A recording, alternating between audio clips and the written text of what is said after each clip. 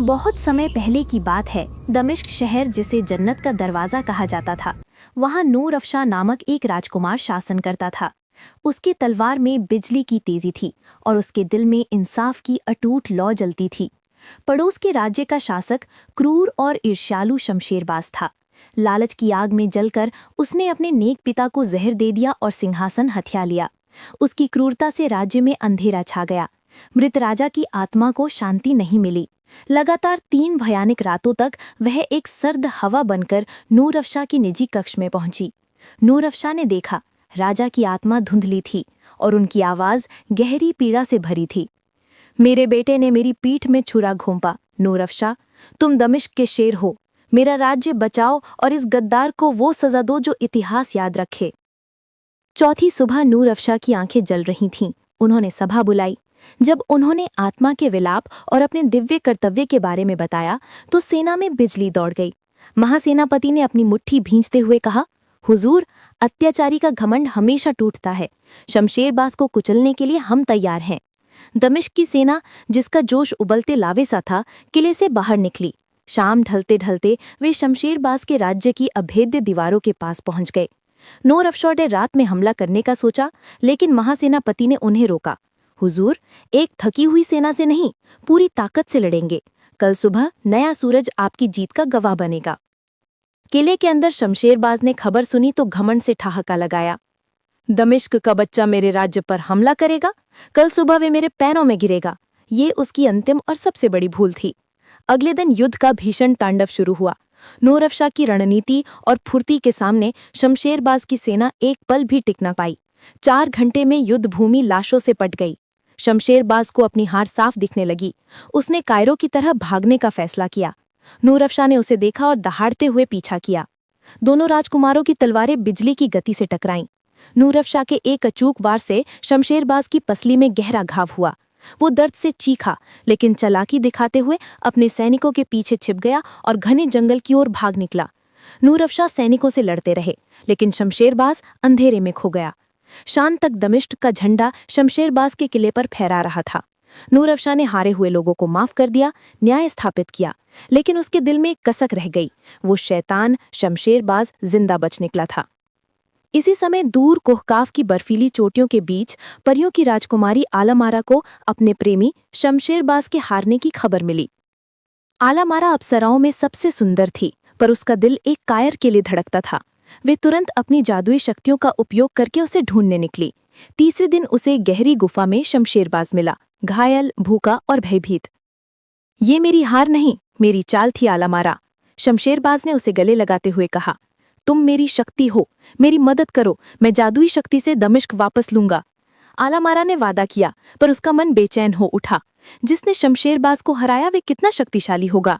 असली बहादुरी देखने की इच्छा उसे दमिश्क खींच लाई। वे रात के घूंघट में एक सफेदबाज का रूप लेकर दमिश्क के महल की छत पर उतरी। वहां उसने नूर अफशा को चांद की रोशनी में टहलते देखा। वे अपने सैनिकों के साथ नहीं, बल्कि शांति और आत्मविश्वास में लीन थे। आलामारा ने देखा, राजकुमार के चेहरे पर सोने जैसा तेज था।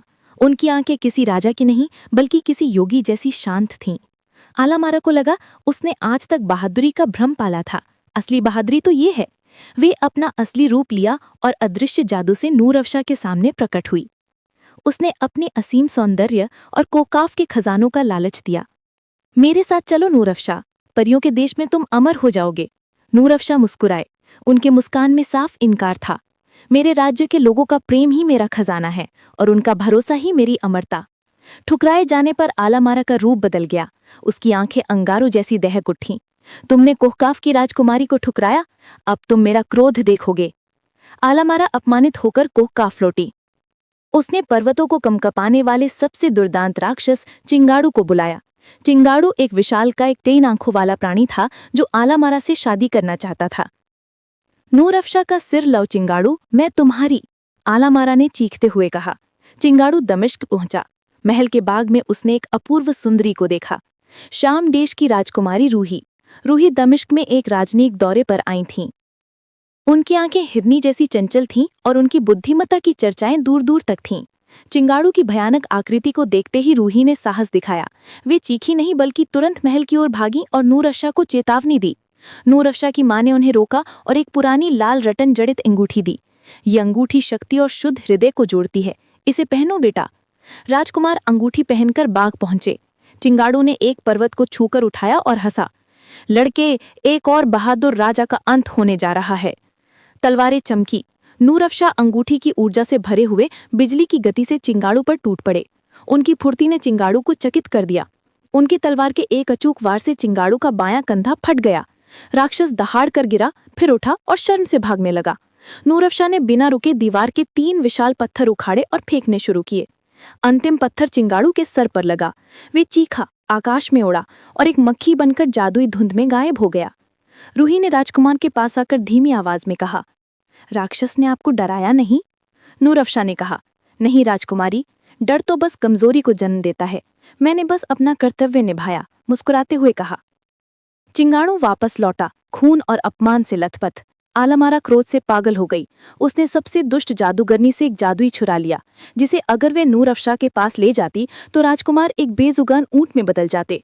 आधी रात को आलामारा चिंगाड़ू और अन्य राक्षस दमिश्क के ऊपर काला साया बनकर उड़े। बाग में नूर अफशा रूही के साथ टहल रहे थे, जो उन्हें श्याम देश की रणनीति के गुर सिखा रही थीं। आलामारा ने छुपकर वार किया, छुरा हवा में चमका और नूर अफशा की ओर बढ़ा। लेकिन ठीक उसी पल लाल अंगूठी की चमक 1000 सूर्यों जैसी हो गई। उसकी दिव्य शक्ति ने छुरे के काले जादू को जलाकर राख कर दिया। आलामारा दर्द से चीखी। चिंगाड़ू और सभी राक्षस तुरंत घबराकर भाग निकले। नूर अफशा ने तलवार उठाई, लेकिन दुश्मन पहले ही हवा में धुएं की तरह घुल मिल चुके थे। सुबह हुई और दमिश्क ने उत्सव मनाया। राजकुमार ने न सिर्फ युद्ध जीता, बल्कि जादू और शैतानी ताकतों को भी हराया। शमशेरबाज कोहकाफ की पहाड़ियों में भटकता रहा और धीरे धीरे एक साधारण अपराधी बन गया। आलामारा ने अपना जादू और अपनी शक्ति खो दी और पश्चाताप की आग में जलती रही। नूर अफशा ने रूही की तरफ देखा। तुम्हारी बुद्धिमत्ता ने मुझे लड़ने की नहीं, बल्कि सही समय पर सोचने की ताकत दी। रूही ने उनका हाथ थामा। और आपकी निर्भीकता ने मुझे सिखाया कि प्रेम और बहादुरी हमेशा किसी भी जादू से ज्यादा मजबूत होते हैं।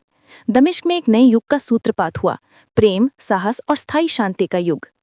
कार्टून फिएस्टा पर नूर अफशा की ये रोमांचक दास्तां आपको कैसी लगी? क्या उसकी बहादुरी ने आपका दिल जीत लिया? अगर हाँ, तो इस कहानी को लाइक जरूर करें और अपने दोस्तों के साथ शेयर करके उन्हें भी दमिश्क के इस वीर राजकुमार की गाथा सुनाएं। और हाँ, ऐसी ही और रोमांचक कहानियां, जादुई किस्से और मजेदार कारनामों को देखने के लिए कार्टून फिएस्टा को सब्सक्राइब करना ना भूलें। घंटी वाला बटन भी दबा दें ताकि हमारी अगली जादुई कहानी आप सबसे पहले देख सकें।